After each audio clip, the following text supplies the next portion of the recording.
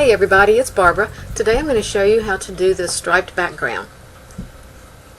To start with, I'm using the single image from Plaid Builder Backgrounds by My Favorite Things. I'm warning you right now, my head's going to be in the way a whole lot because I have to get over top of it to see exactly where I'm placing it. Okay, I put this on my gridded block, lining up the very top with one of the grid lines. I hope you can see that here. And then I mark my paper because I want it to be an even diagonal, and I'm using an A2 size piece of cardstock. So I marked it at 4 1/4 so that I can line it up on my grid paper at 4 1/4 by 4 1/4. Even though I'll be stamping the whole piece, by doing that I can get it really even. As you can see the marks there, that gives me on my grid paper it looks like 4 1/4 by 4 1/4. I'm using sour apple ink, red hot ink, Berrylicious ink, and grout gray ink. These are all the dye inks. And first of all, I'm going to ink up the stripe, and I'm going to line it up with a stripe on my grid. I'm not sure if you can see that, but the grid mark on my block I'm lining up with the grid mark on the paper. Then I move on to, I clean it really well because your colors will muddy otherwise. Now I'm going to move up to the second line. Next line.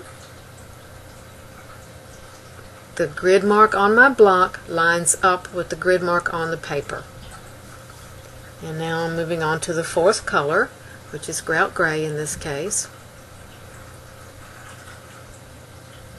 I'm doing this pretty quickly because it's really, after this, it's just all repetition. And my head is in the way, and I apologize, but I will try to get it out of the way so you can see what I'm doing. Just lining up the grid mark on that block with the grid mark on the paper every time, the same distance. And in this case, these marks are 1/4 inch away. It gives me what I really like, the distance that my stripes end up apart by using the 1/4 inch grid marks. You can do it more, you can do it, I don't think you could do it much less, but you could do it a 1/2 inch. I just like this particular spacing. I really love this background because you can use any color combination you want. Your possibilities are almost limitless. And it's a pretty classy background, I think.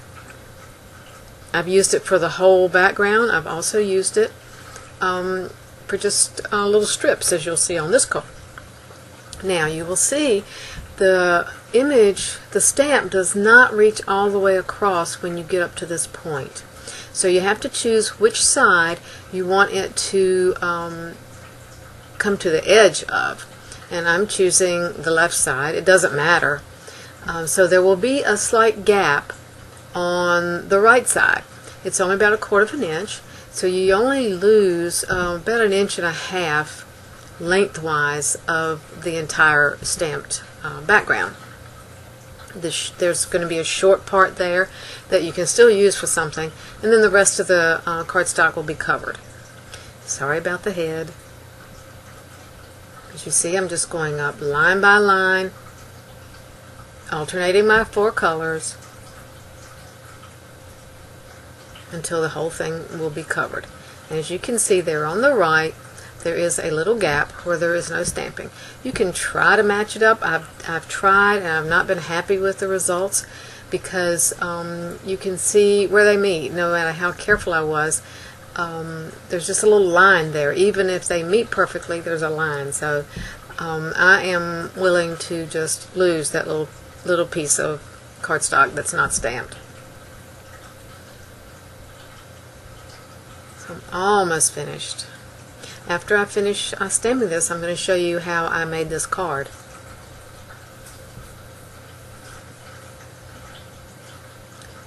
It moves along pretty quickly, actually, once you get in the rhythm. You just have to be careful that you don't get your inks out of order. I'm almost done. And as you can see, as you work in the corners, you don't have to ink up the whole stamp. So I'm going to be done up here now, and I'm going to go back down to the bottom where I had my tape. I left a tiny bit of a gap, so I'm going to go fill that last one in because I'm planning on using the whole length of this card, so I want it all the way down. And there you have the background. This is probably my favorite stamped background. Now I'm going to show you how I put the card together. I have an A2 size card base. It's a top fold. On the side there I have stamped a sentiment from Bertie Brown's Cool Day. It's just a sentiment, and I'm also using the mittens image from that set.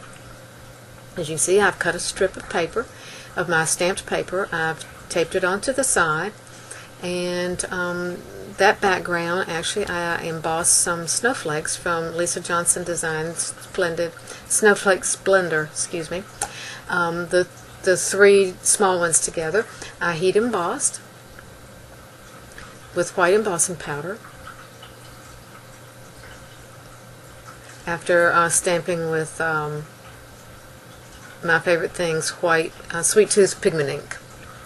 Okay, I've already got the back taped up, and I'm going to just put this onto the card front now, so that the sentiment edge shows, and then the colorful stripe is next. And then the little mittens I stamped with black licorice hybrid ink, colored them with Copic markers, and also stamped a little snowflake and embossed a little snowflake in the center of each mitten. The snowflake is also from Bertie Brown Cool Day. All of these stamps and inks are and Die-namics are from my favorite things, of course. And there's the completed card. I also like to stamp something on the inside. This message is from Cozy Greetings by My Favorite Things. Thanks for watching.